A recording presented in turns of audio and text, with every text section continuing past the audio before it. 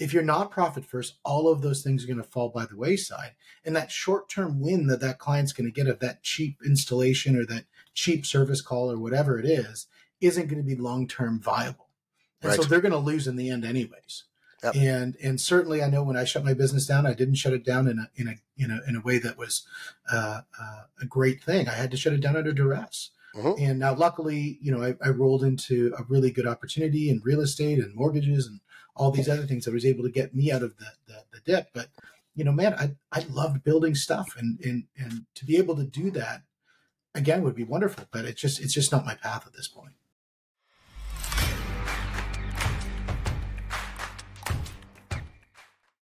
Hey everyone, and welcome to episode 1 of Vintage Visionaries. I'm your host, Michael Hamoen, and today we have my brother, Steve Hamoen, who's going to be talking with us today about money, mindset, and mentoring, and how that looks in the podcasting space and business space. Hey, Mike. Welcome, Steve. Thanks so much for having me. I really appreciate it. And I'm so excited to be your first guest on your show. I think Vintage Visionaries speaks to not only a great topic, but I think it really speaks to you. Even though you're my younger brother, you have all of these aspects that have a little bit of an older person inside of you. And, in the sense that you like the old school, you like the good heavy handshake. And so I think really the topic, I think, is a great focus. Well, that's one of those things when you were mentioning about being in a podcasting space, it kind of really spoke to me as being more driven about the interactions between the individual and how to really explore each other in a more human aspect rather than just, email marketing campaigns, going to random events and stuff like that. So I really enjoyed how this perspective is really going to be playing out. And I'm certainly looking forward to reaching into people's perspectives, their business models and such. I agree with you wholeheartedly. As somebody who's interviewed quite a few people on my podcast, one thing I found is it builds great relationships. And number one, and then number two, I think you walk away learning something, whether you learn something about that individual or whether you learn something about yourself. I think it's something that is a great way. And then hopefully the people who are listening get that opportunity to do the same thing. And that's kind of really the goal that we want to kind of do, and we want to extrapolate. And that's why I really spent a lot of time kind of honing out the name and putting vintage and visionaries kind of together and marrying that difference between that old handshake, that handshake deal and really your word was your bond, and then to visionary, which is the incorporation of technology into that space. And I think that's one of those things that, AI is moving at a lightning quick speed. And it's difficult to keep up with, but even if you're using it just a little bit, is allowing you to be a little bit more organized, a little bit more thorough, develop those relationships a little bit deeper with your customers, clients and friends, family sometimes. No, absolutely. Absolutely. And I think, one of the things that I find interesting is we both kind of went through the same journey to kind of get to where we are today. I did it a little bit earlier, but that's probably because I'm just, a few years older. And so kind of doing it almost at the same age, just at a different time period. And so talk a little bit about your journey as to where were you before and why are you doing the things that you're doing now? Well, it was interesting because, like you said, we had the similar journey.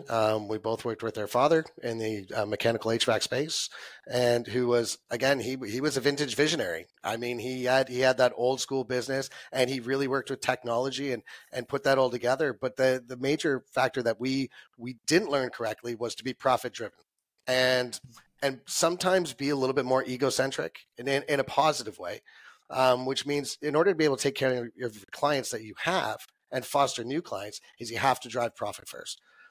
And Absolutely. it was a big learning curve, and we both went through it, and it was massive. Absolutely it was so massive. Seductive to be in that space. You're working in some of the largest houses in Canada. You're working on some of the coolest projects in Canada, and you're just doing some of the most interesting things. I remember, building out systems that had just never been built before. And that's super exciting. But then at the end of the day, and there's big numbers, like just, massive. Millions of dollars, right? But at the end of the day, one small little change in a manufacturing design, one small little shift in a market pricing, any of these things that can happen, a labor shift, anything that happens with a large project that goes on for a long period of time, if it's not being budgeted correctly for profit, you're going to fail as a business. And I know personally that's, what happened with us is the same thing that happened with you is, you have these shifts, and literally it's that almost 10-year shift that happened, Yep. and you're running into the same thing that I ran in 10 years later. Well, and it was also a culture of, again, something that we learned, and I think it was by having the wrong mentor.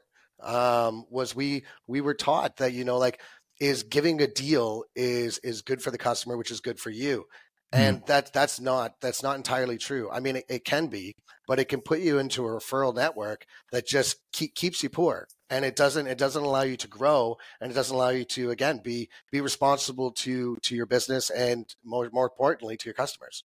Absolutely. And I think a profit first model, what it does is actually it's really a customer first model. Mhm. Because if you're profit first, it means you're going to be there tomorrow. Yep. If you're profit first, it means you're going to be able to reward your employees and Mhm. create retention. If you're profit first, it means you're going to be able to pay your suppliers and pay the CRA and do all the things that you need to do. Mhm. If you're not profit first, all of those things are going to fall by the wayside. And that short term win that client's going to get of that cheap installation or that cheap service call or whatever it is isn't going to be long term viable. And so Right. they're going to lose in the end anyways. Yep. And certainly I know when I shut my business down, I didn't shut it down in a way that was a great thing. I had to shut it down under duress. Mhm. And now, luckily, I rolled into a really good opportunity in real estate and mortgages and all these other things that was able to get me out of the dip. But, man, I loved building stuff, and to be able to do that again would be wonderful. But it's just not my path at this point. Well, I thought the same thing, and with the building of the stuff and putting something together where when you're done and you can see it, it's no longer, it's from vision to reality, like a tactile reality. Mm. And switching over to this type of environment is, I'm building something different. And Mm. I think that becomes really positive. And for sure, I mean, knowing all the people who are still in that space, it does afford me that ability to be like, hey, like, this is the right place to go, the right people who they were early adopters of technology, they were early adopters of systems and processors that they put in place with the right mentorship, that were able to be successful and be more congruent in where they wanted to go, Mm. but taking those same types of building styles and just treating as a brick by brick type of approach, from the construction industry into the personal space and the tech space. I think through this, you're just going to see something totally different. There's a huge shift happening right now with how people are dealing with their clients, especially post pandemic. Is people are starting to be more one on one, a closer environment, a tighter community, and the networking isn't about email blasts anymore. Networking is about having those one-on-ones and really making sure that you're the tip of a spear for your community, meeting a tip of another spear, and those two triangles meet. There's so much room for growth. Yeah, and I agree with that. I think, the idea of being able to build, first of all, to hit that first point, it Mhm. doesn't have to be brick and mortar. Yep. And, if it is brick and mortar, I think what we're seeing is a lot more vertical integration to solve these kind of problems. Mhm. I was talking with a really good guy on a podcast that we recorded where, they've taken the whole food chain inside of construction and integrated into the business. Right. We've seen this with a lot of, large scale, high rise residential. The plumber, the electrician, everybody works for the company, Mhm. and the company owns the building. And that's a very different model than having all these sub trades with all these different visions that are out there that aren't in alignment.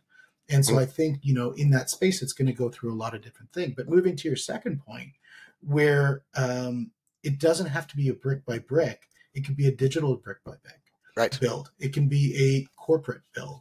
It can be a lot of different things. So that desire to build doesn't have to be inherently found in the construction space. It can be found in a lot of different things. I've had so much joy building out our mortgage business. I work with absolutely amazing people, different lenders that are unbelievable, and my staff that I work with are just rock stars.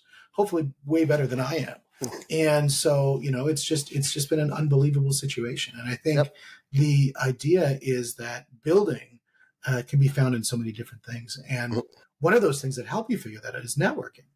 Yep. And understanding that, if you're building something, it needs to be viable.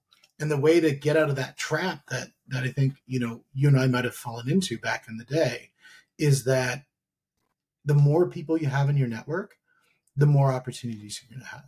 And then Absolutely. you can selectively choose the opportunities that you want to work with.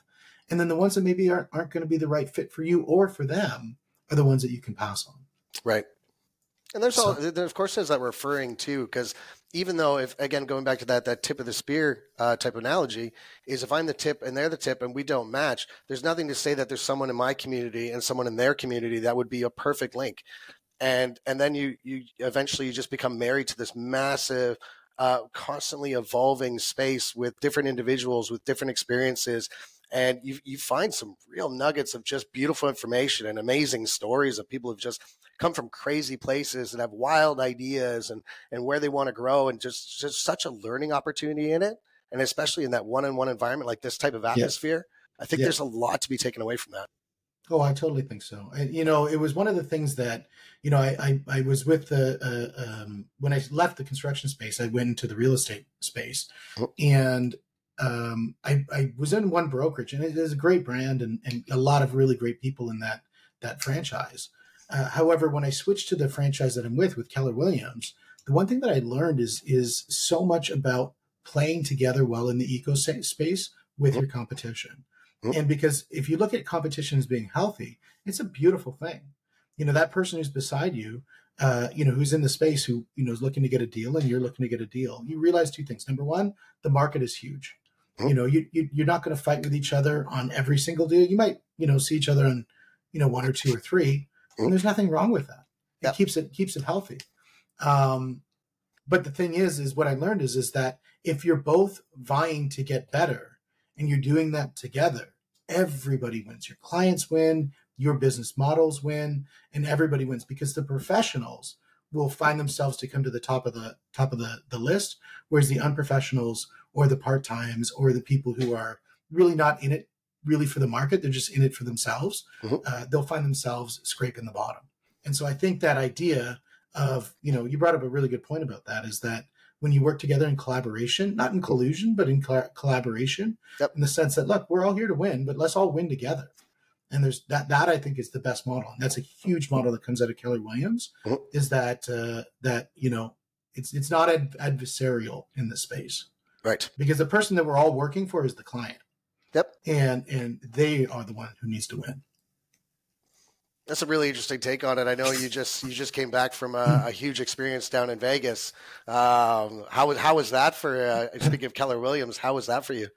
The thing is when you're sitting in a room and there's 18,000 people, and they're all real estate agents, and they're Oh, all collaborating, they're all sharing best practices. They're all saying, here's what my lead magnet looks like. Here's what I do with my buyer's presentation. Here's what I do with my my listing presentation. Here's how I create an ecosystem with my clients. Here's my touch points that I use. Everybody's got an open book and they're all sharing. And oh, a lot of them are in the same market space. Like you'll run into, if down in, say, Tucson, there's a really great fellow, Chase, down in Tucson, Arizona, and they got a really good brand down there. And he's sharing and collaborating with everybody. Doesn't matter who it is. And here's in fact, he flew up to Canada. It was about 3 months ago. He flew up to Canada to show his model for success, wow. for no benefit to him.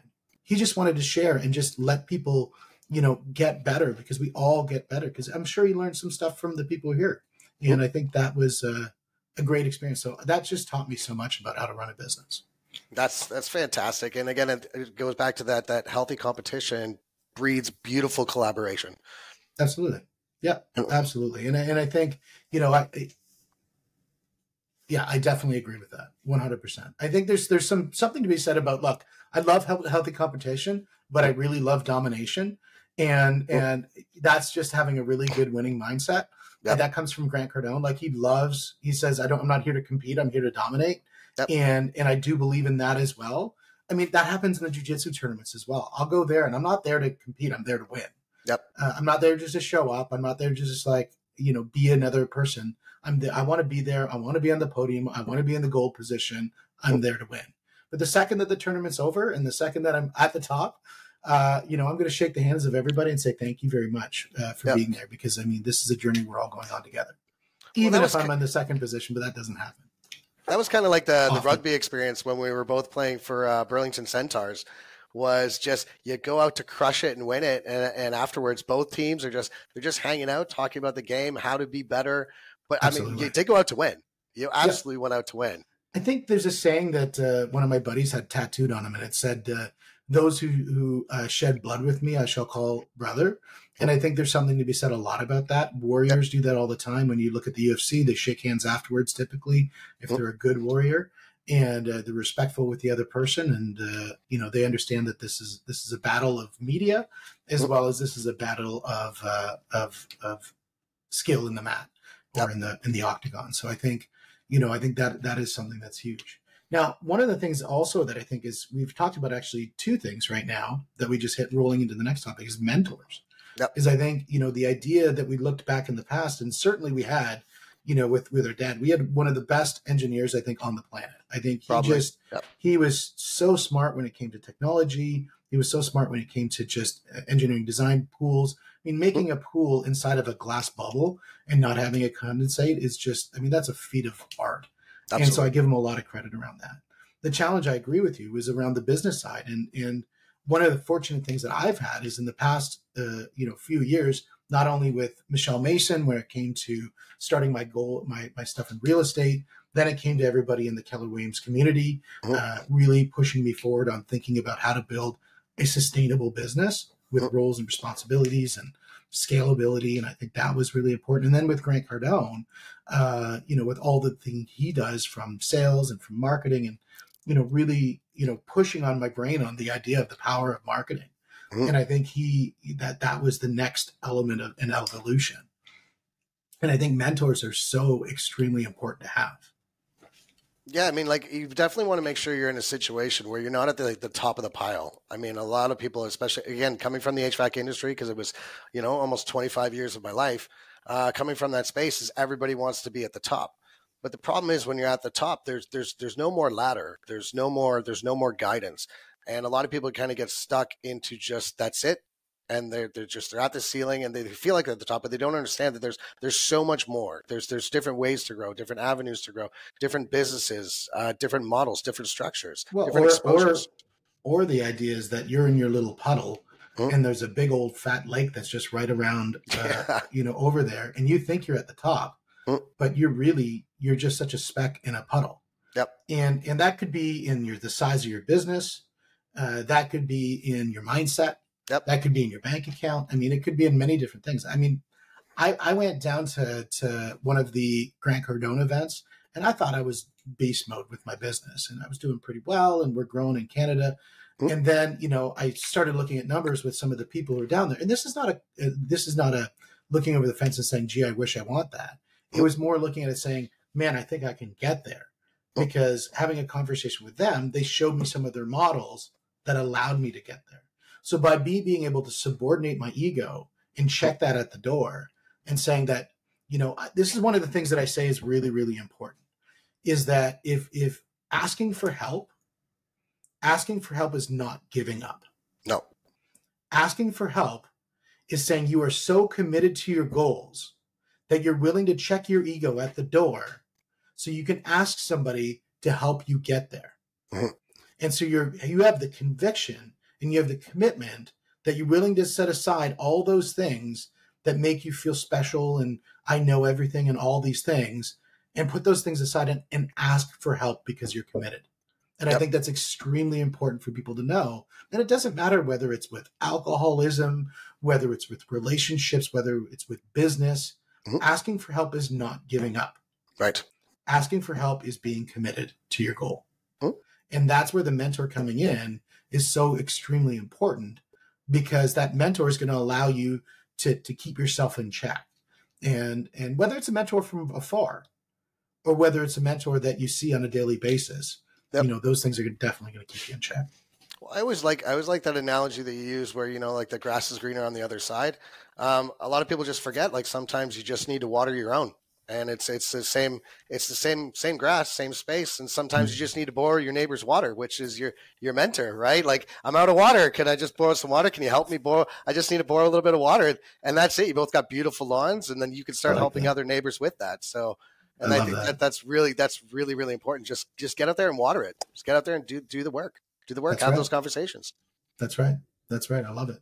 Now, when you look at the idea of, you've got your profit first model. You're thinking about building a business that's sustainable. You've got the right networking, having the right marketing and the inertia that's happening, and you've got the right mentor keeping you in check so that you're on point for where your goals are. And then the next thing is saying sometimes what we need to do is have a little bit of an accelerant, and that accelerant is technology. Absolutely. And I think technology, anybody who doesn't see technology in their business right now is probably missing an opportunity. Now, some people maybe don't want that opportunity, but if you are looking to grow and scale, the idea of having technology, I think, is really important. I know the one that you're really dialed in is to the idea of having technology for podcasting. Absolutely. Like the way the podcast AI actually helped me go through the process. Again, coming from the HVAC space, I'm a hardware guy. I don't mind building computers as a hobby, but when it comes to software, I'm not very big on it. So just the way they were able to kind of just walk me through the steps, setting up the feeds, setting up the pages, really mentoring me into the space of, how to talk to people, how to engage with them, what type of things to look for. Also just taking care of the whole back end. I mean, I don't have to do any of the processing really. It's a one-click environment, which allows me to really go back to focusing on my business, my brand, my growth, my experiences, getting out there and having more time with my mentors with this big polar shift I'm going through, which is I am so excited to be doing. And just like they've become not just someone that I use, but somebody that I'm becoming way more integral with on a daily basis almost.